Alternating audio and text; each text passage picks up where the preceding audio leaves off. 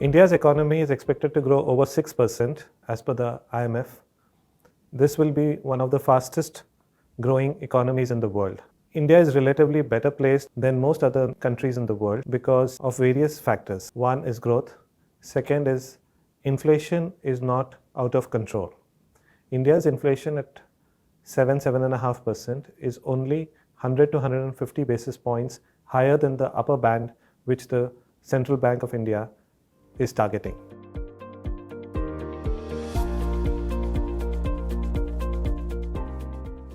That is an interesting question. India is essentially a domestic economy. 90% of India's economy is driven by domestic demand. Most of the borrowings which happen in India are funded by domestic savings. The government of India also borrows in Indian rupees. So, given the fact that the economy is run on domestic demand drivers and there are no forex borrowings, insulates the country from external happenings. To add to that, the current account deficit is under control and the foreign exchange reserves of the Reserve Bank of India, our central bank, is at a good level. So if you take all of this in aggregate, India is relatively insulated compared to what is happening in the rest of the world.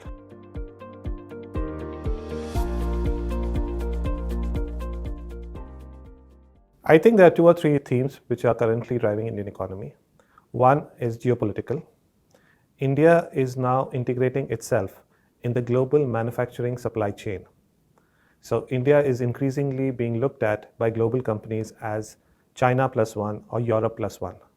While China and Europe are important suppliers of many manufactured goods globally, India is now being seen as a secondary source. The other demand driver is that India is investing a lot in its digital infrastructure. This is very innovative. We have already succeeded in creating a national identity platform, a national payments platform, and work is going on creating 2 more such platforms.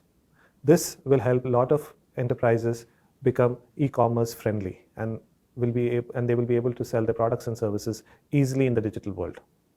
The third factor driving Indian economy are the young and enthusiastic citizens who are investing a lot in the digital world by starting up new innovative companies.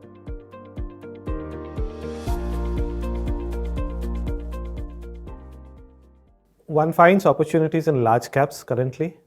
Most large cap companies in India are priced reasonably, especially 1 or 2 sectors stand out, financials and auto sector, where one can find a lot of stocks which are very attractively priced. We also find opportunities in the IPO companies.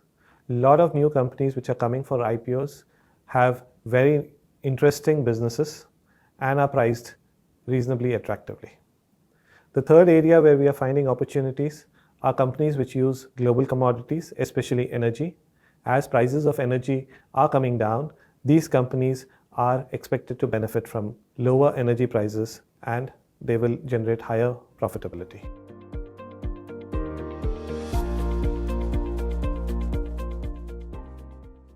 The outlook is positive. Rising domestic demand and increasing exports is making companies invest in fresh capacity.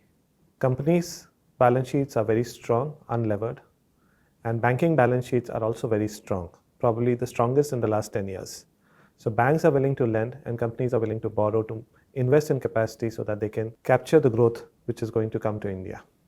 Valuations of stocks, especially in the large cap space, are quite reasonable. The only risk I foresee is the large budget deficit of the government, which increased due to the support the government gave to the citizens during COVID. This high budget deficit is putting pressure on interest rates. However, if the government can control the budget deficit, the interest rates will come down and that will be an added positive to the outlook.